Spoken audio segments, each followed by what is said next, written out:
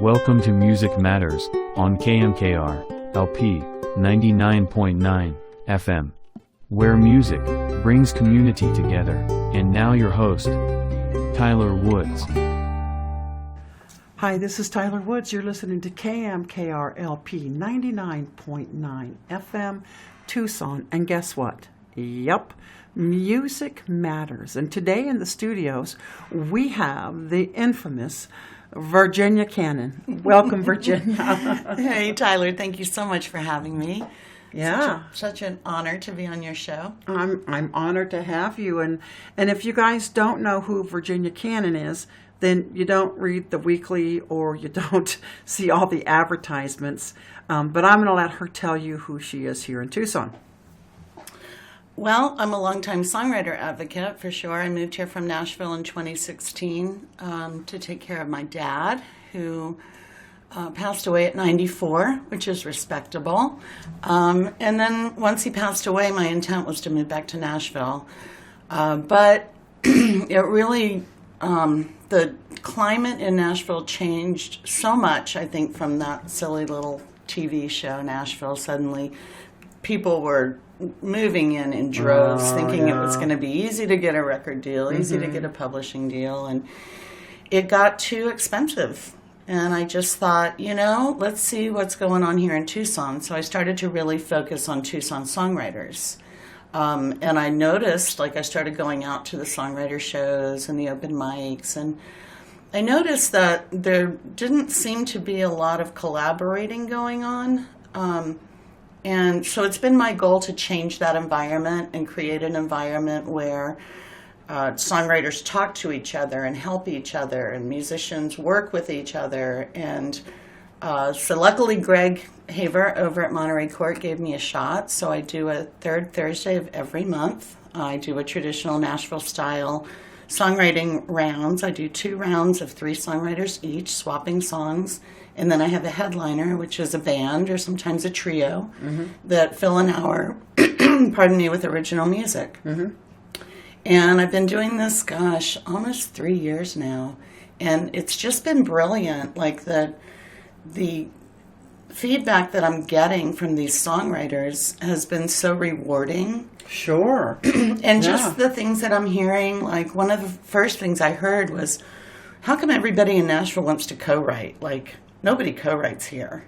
And I'm like, really? No, why would we want to co-write? Why wouldn't you want to co-write? Really, I used to co-write with a musician here locally in Tucson, and we could co-write 3 and 4 songs in an evening. And they were brilliant songs. And I think co-writing is about you get 2 brilliant minds together and you get total brilliance. And people don't realize that. No, I agree. I mean, like I told this guy, I said, there's a lot of things you can do by yourself that are kind of fun, but there's things you can do with a partner that's a whole lot more fun. You can throw that ball up in the air by yourself and know where it's going to come down, or you can toss it back and forth and see what comes out of it. Exactly. That's a great analogy. So you do this once a month, the 3rd Thursdays, and then every so often you work a lot with kids. Am I correct on that? I do Sunday brunch. It's called Young Superstars, and it's kids 18 and under.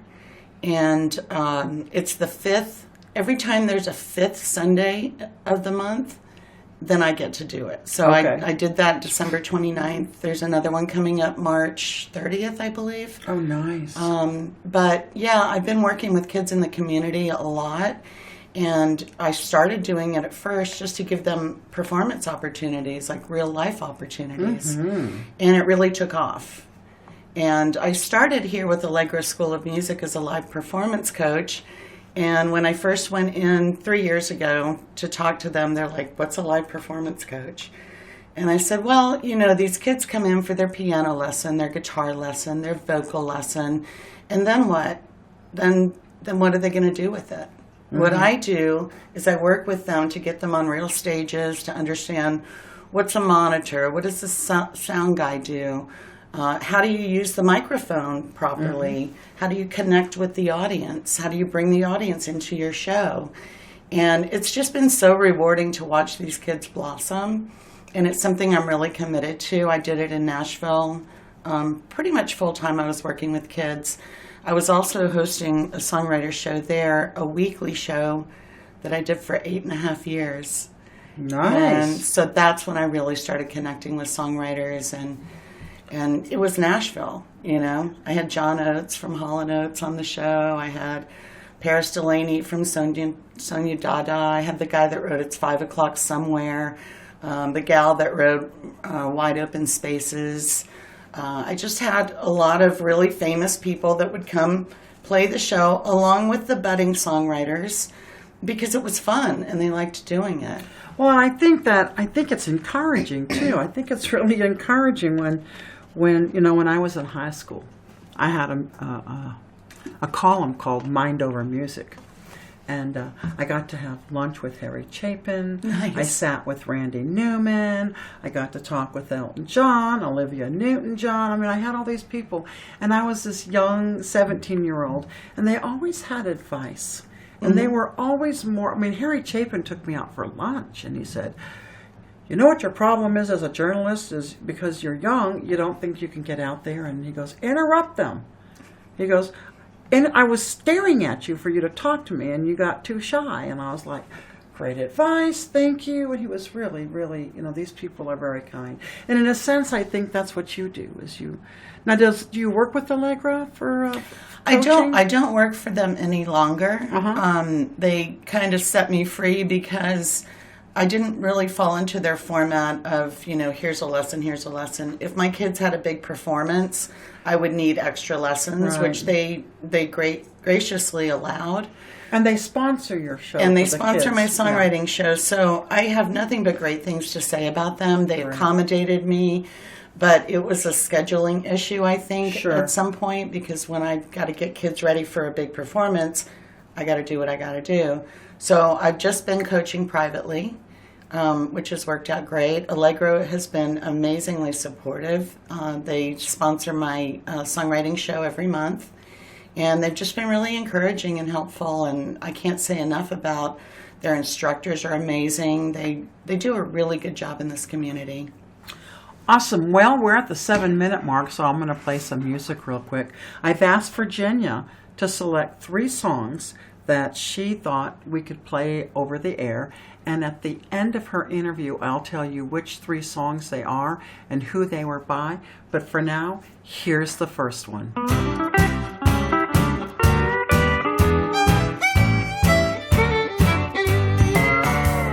The first step to the 2-step is the first step to romance. Don't be the fool sitting on the stool.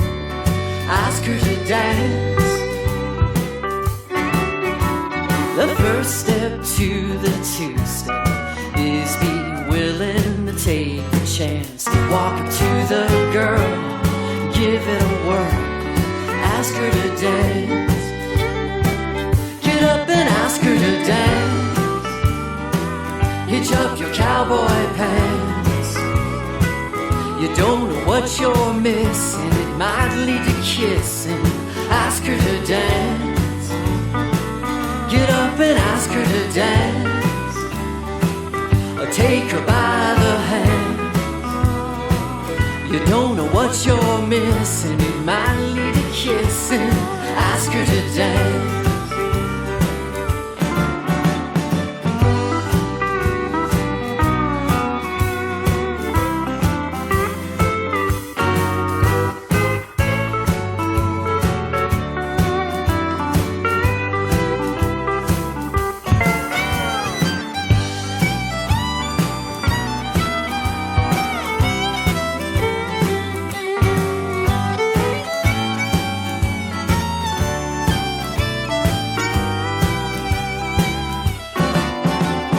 First step to the 2-step is refusing to say you can't. You have to admit that's a sexy outfit.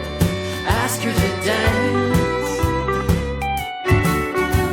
The first step to the 2-step is the first step to romance. Walk up to that girl, give it a whirl. Get up and ask her to dance.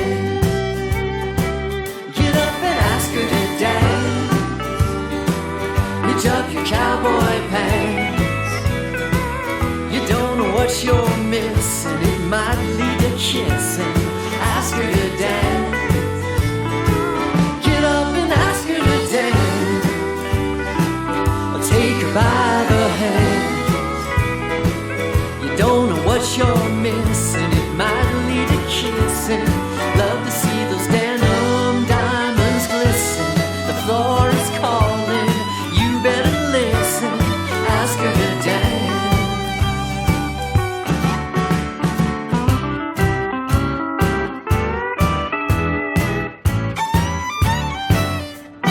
Great selection, Virginia. Virginia.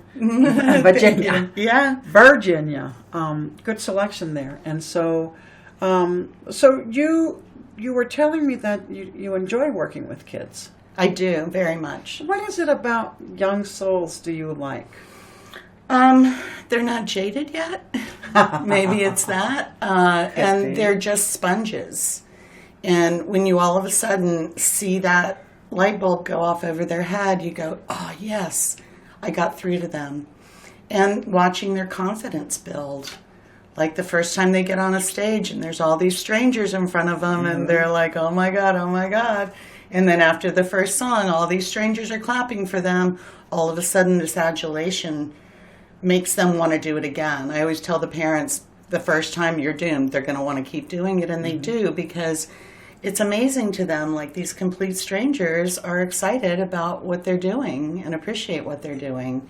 And that's totally rewarding to me. I love to see these kids take off. Good, good. I'm glad that you're here to do that, because I don't think enough people, I know that John Bujak, I was telling you, from House of Bards is doing Make Music, and he's really spotlighting kids and trying to bring music back into the schools and everything. And then there's you, and I don't think there's enough. Even the House of Bards is doing a kids' night once a month now. So nice. I think it's really important that we focus on kids. And with that said, why do you think it's important for these kids? Because Tucson is packed with all the old-time musicians. Right. And it seems like the older we get, the more aged we get, the more people want to see us, it seems like. So where is there room, and how do we bridge the gap between kids and the old, well-known singer-songwriters in Tucson? That's a really good question. I think, like you mentioned earlier, the kids are our future. And most of the ones that I work with are too young to know what to do next. And so, but there are also some amazing little musicians out there that just kind of freak me out. And they're so talented, and it's something you can't really teach. You can teach the basics of guitar playing, but it's that kid that just has that thing. And then just working with them to help that blossom and give them the platform to perform and grow and be better and encourage them, get them excited. Yeah. And I definitely do believe that kids are our future. And us old folks, I mean, we've lost a lot of people this past year in the music biz, 3 or 4 that I know of right off the bat. And so I think it's important that we start lining. Now, I don't know, do you know Bryce Rogers? I do. He's going to be on my show in February. He is so awesome, and I played in Zen Salad with him for a little over a year, and we did a CD together. He helped me on my CD, and what I like about Bryce is he's young. Yep. He's 22. I met him at the age of 20, and he is somebody that is going to help bridge that gap. Yes. He is, and because he's so skilled and so talented, people don't realize, because he's got such an old soul. Right. And I think he's on, I believe, the show before you. So nice. That's kind of interesting. Thank you for booking.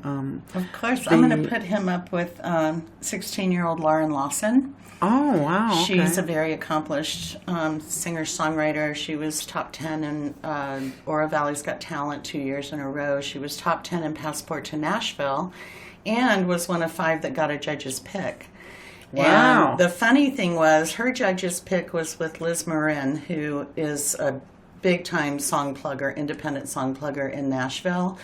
And as a judge's pick, they get an opportunity to either meet in person or by phone. And so when they had their meeting by phone, Liz said to her, are you a student? And she said, yes, I am. And Liz goes, well, what university do you go to? And she goes, I'm a junior in high school. And we laughed about that because the talent, just the songwriting skills. And I asked her, how did you learn that? Where did you get it from? And she said, well, I get my inspiration from TV and film. Like, I'll watch a movie and then I'll write a song about it. And she said, like, I've got this song about breaking up with a boy. Well, I've never been in a relationship, so it wasn't about me. And the songs are structurally brilliantly written. Her delivery is amazing. Good. And she's one of the 3 songs that you'll have. Good. I can't say enough about her. Good. Yeah, I was talking to this the other day with someone who we talked about. I'm as a 61-year-old. I'm happy and content in life right now. I've been in a long-term relationship. I'm healthy. I'm happy. So I don't have a lot to write about. But when I was like 14 and 50 and I had that teenage angst, there was like some brilliance in my songs. And I actually had told a bandmate the other day, I'm going to bring some of my songs in that I wrote at 14 and 15, rework the music and bring in the lyrics because, I think you need something emotional to happen. Well, Lauren placed in Passport to Nashville with the song she wrote at 9 years old. Oh my gosh. The first song she ever wrote. Oh my gosh. And it's a brilliant song. But she just continues to write, and it's, I like to encourage songwriters of any age. And it's really interesting to me, these younger songwriters, you kind of go, how do they know how to do that? How do they understand song structure? One of my 14-year-old students in Nashville, I asked her that question. I'm like, how do you know how to do this? And she goes, well, I listen to a lot of music, duh. And, that's how they learn the structure. Now, here's something that I don't think there's enough attention being held, and talking to you gives me 101 ideas. But do you talk to them about copyrights and about what they should do to protect their music and whatnot? And is there any advice you can give to anybody out here about copyright? I do for sure. I think anytime you have music out there, you need to have a performance rights organization or a PRO, and that is BMI or ASCAP or CSAC. Anyone can join BMI or ASCAP. You have to be invited to join CSAC. And those are the 3 in the States. Canada has one. The UK has their own. But what they do is they not only protect your songs, but they also are instrumental in helping you collect royalties if your song is on the radio. They're the people that are responsible for collecting the royalties for that, and then or the residuals, and then paying the songwriters for it. Good. Now, it's kind of a big joke in Nashville because they'll, until like hits triple platinum or whatever, you're not going to make a significant amount of money. No. And songwriters all the time are posting pictures of their checks from BMI or ASCAP for 16 cents. Yes. It costs more to mail it to them than they got, and it's kind well, of a because joke, now this is going to bring me to my next question, but I'm going to save it. Let's hear a song, and then we'll be right back. Okay. This is Tyler Woods. You're listening to KMKR LP 99.9 FM Tucson. I'm afraid I'm going to hell, but I'm headed for Georgia instead. A new face that I plan to wear well, while secretly wishing I were dead. But there's too many eyes in the room that say transcendence will be coming soon. Though I tangle the truth by every line, I accept my fate well at the right time. On the border just south, it's like the edge, and I'm bursting with the fervor of what I just said. Yeah, this girl south of me keeps the time. She's a sweet souvenir of mine. How do you know where you're going if you don't know where you've been? I'm a North Georgia maniac, drenched to the bone in sin. Be a friend to every wanderer, stranger to my kin. I've traveled around the world now, shedding every skin.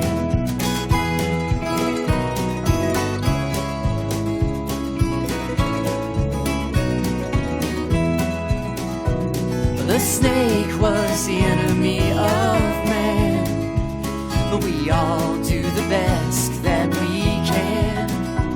Yeah, we all rise and fall each and every day, and we all do our best to make it okay. 'Cause everybody I know lives in a cage, and they're trying their best to turn the page. Every stranger is an angel and a friend. We're all in this together till the end. How do you know where you're going if you don't know where you've been? I'm a North Georgia maniac, drenched to the bone in sin. Be a friend to every wanderer, stranger to my kin. I travel around the world now, shedding every skin. How do you know where you're going if you don't know where you've been? We're surrounded by maniacs, drenched to the bone in sin. Be a friend to every wanderer, no stranger to your kin. Travel around the world now, shedding every skin. Well, I traveled around the world now, shedding every skin.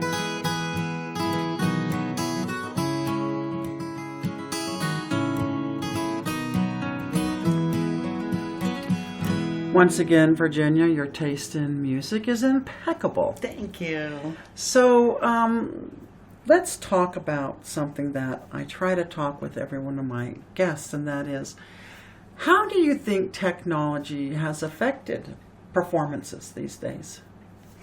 Technology as far as live performance?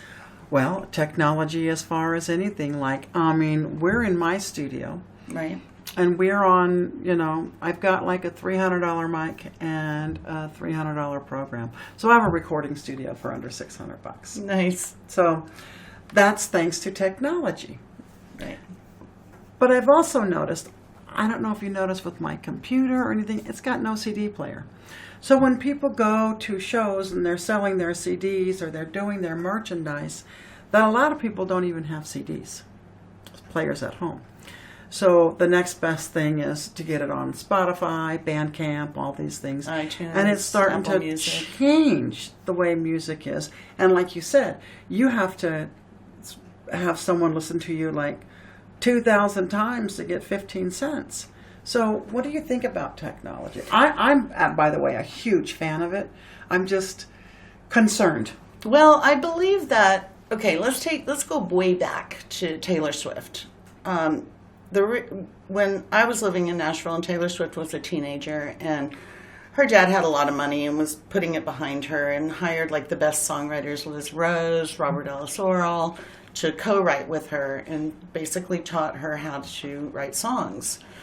Well, and she was cute as a button. She's the whole package. Yeah. But I believe what really soared her to the heights is technology, is Facebook, Instagram, YouTube. She got right in on the beginning of that wave where all of a sudden all the kids, they were listening to music on YouTube. They were, very active in Facebook, and oh my gosh, what is this? And then they would go in and like it, and then they would share. And Twitter was really big back then. And because the kids, it was a new thing, and all the kids were, and then they'd share it with their friends. Oh my God, have you heard this? And I know social media has changed the face of music, and YouTube has totally changed. Do you know that YouTube is the #1 place people listen to music by 3 million hits per any other hit? It's just amazing, the statistics on YouTube. Well, I do. I listen to a lot of YouTube I'm on videos, YouTube but constantly. I'm still old school. I still have the old 5 CD player changer that I put on when I'm at home. I have Alexa, who spies on me, Well, and now vinyl's back. I saw that. Yeah. I have a vinyl record player that plugs into your computer. Nice. But I got rid of all my albums, and now I have like 16 cases of CDs to get rid of. So, it's like whatever. So do you think it helps or hinders technology? Well, I have to say that I think it helps because there's people getting out there that wouldn't before. I'll give you a prime example. There's a sibling duo out of California that I manage, Nicole and Scotty, and when they were just like 12 and 14, they discovered YouTube, and in their home studio, they were making these YouTube videos, and they were doing covers, and they did a cover of a Lisa Marie Presley song. Lisa Marie Presley's people saw it, showed it to her, and she's like, oh my God, I've got to meet these kids. Cool. So she was touring at the time, and she invited them to her show in LA, and she sat them in the front row, and they had no idea what to expect. They were just so excited, and she called them up on stage and gave Scotty a beautiful Gretsch guitar as a gift, and had them sing that song with her. Yes. Well, you want to talk about social media going viral. I mean, that went crazy nuts, and now they're 18 and 21. And their social media stats are impressive. They're just doing a great job, but that's what they just sit at home on social media all the time, and that's how they're building their fan base. Yeah. And actually, Bryce Rogers is doing that. Mm-hmm. He said that's how he wants to build because it's the best way to build. And I'm going to have that 22-year-old teach this 61-year-old. That's how it works. What he's doing, because right now the youth are our future as for teaching us what to do if we still want to play. It's very interesting. So, Virginia, what's do you manage anybody here in town? I don't, and I don't really manage. I worked for a management company in Nashville, and so I learned the ropes there. Mm-hmm. But you have to give me something to manage. Right. I get asked that a lot if I'll manage, will you manage us? There's not really anything to manage. Come back to me when you have something to manage. Mm-hmm, mm-hmm. Nicole and Scotty have something to manage. They're just, just on the brink. But I truly believe, it's one of those things that your heart has to tell you if it's right or not. Mm-hmm. And so, managers don't get paid. Not until really. Something happens. Right, exactly. So I've been working with them, for free for the past year and a half, but it's because I truly believe in them, and my heart tells me that this is the right thing to do. Exactly, which is why I do what I do. Is right. Your heart believes in something maybe that the artist doesn't believe in, and sometimes we have to believe in them before they can believe in themselves, I think. True. And then teach them, the number one thing I teach people is to set ego aside, because there's no room for ego, because ego takes up so much space in your head that you don't have so much energy, creativity to be able to come out. So I always tell people the first thing, and they're like, what do you mean? And I say, figure it out. It's a misled use of energy. It is. And it's not a negative. I mean, Freud says we have to have ego. Right. So we need a degree of it, but, we need to also know that we need just being humble as a musician and integrity, because integrity as a musician, it is the signature of self. Well, I was just going to talk about that. If you can't be humble, you're going to miss out on a lot of stuff. Mm-hmm. You're going to miss so much good stuff. You're going to not learn so many things out there that, open you up to, higher enlightenment. Like, wow. Like, they say we have two ears and one mouth. We should listen more. Yes. And I try to do that. Yeah. The songwriters in this town have really amazed me, because at first I was met with a lot of distrust and a lot of oh God, she's from Nashville, and what's she doing here, and what does she know? And so I've been very generous in sharing of information. Anybody can call me up and ask me a question, and I'll talk to them, and I'll tell them what I know. I'm not an expert, but I'll tell them what I know. What I've been trying to achieve, and I feel like I am, is a songwriting community that supports each other. Yeah. And I talk a lot about that at my shows. Yeah, and Virginia, you are the bomb, the bombette, the bombstress, whatever you want to call it. I feel strongly about it. And Tucson appreciates. Tucson's number 7 for music. Nice. In the nation, and having people like you and others just make it a little better for us. So we got just a few minutes. You get to give a piece of advice to somebody. What are you going to say? Well, I've got a great piece of advice, and that's what I was saying. One of these songs that you'll hear is written by a local songwriter named Helen Hudson. And Helen has been around the block. She's been writing songs for a long time, and she played my show the other night, and she told me, she said, I'm so excited. She said, I got my song, it's called Believe in Love, on a Hulu show called Shrill, starring Adie Bryant from SNL. And I said, it's hard. Music placement is really difficult. Mm-hmm. That's so great that you did that. And so I plugged that at the show. Well, the next day, one of the other songwriters sends me a message, an email, thanking me for having him on the show. And I responded and said, it was my pleasure, and I really like your songs. Keep up the good work. Then his next email was, what do you think I should do to get my music to the next level? And I said to him, well, you have to listen a lot. You have to support your fellow songwriters. One of the best things, and I wish some of these songwriters had done this, was to go up to Helen afterwards and say, congratulations, how did you do that? Mm-hmm. That's how we learn from each other. How did you make that happen? Mm-hmm. So then all of a sudden, these songwriters have a bit of information that they didn't have when they came. Do you have a songwriter connection on Facebook or anything like that where you can connect songwriters? Well, I have my personal Facebook page that I don't really post anything personal. It's more about promoting the songwriters and the songwriter shows, and I put up little blips of video from my shows. Good. Just to kind of, that's what I can do to get it out there. Okay. Good. I think that's important. Looks like you and I are going to have a talk after this show. Indeed. I think we really are. So, hey, everybody, I want to thank you for listening to Virginia Cannon, who really is a asset for the Tucson community, bringing and bridging the gap between songwriter and songwriter.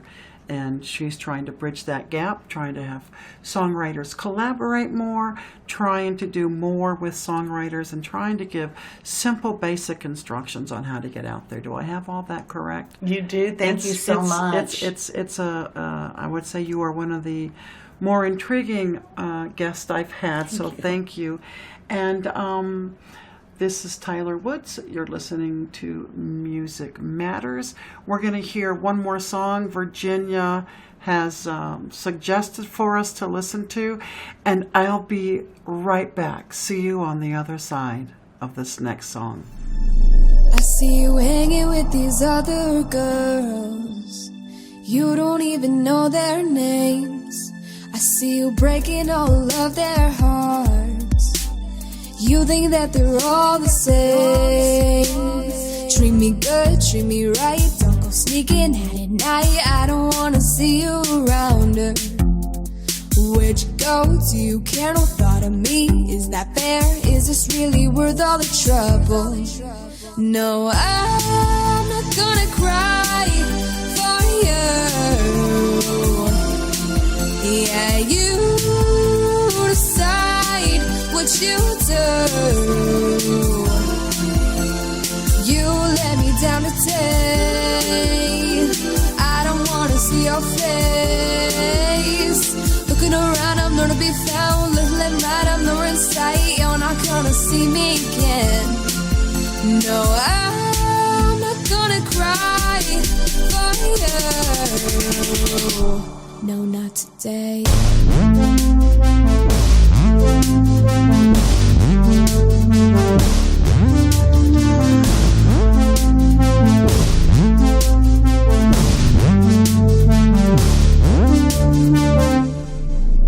I don't want any more excuses. I don't want to hear anymore. If you can't find a way to be here, then maybe I'll just show you the door. Treat me good, treat me right. Don't go sneaking out at night. I don't wanna see you around her. Where'd you go? Do you care? No thought of me. Is that fair? Is this really worth all the trouble? No, I'm not gonna cry for you. Yeah, you decide what you do. You let me down today. I don't wanna see your face. Looking around, I'm nowhere to be found. Left, left, right, I'm nowhere in sight. You're not gonna see me again. No, I'm not gonna cry for you. No, I'm not gonna cry for you. No, I'm not gonna cry for you. No, not today.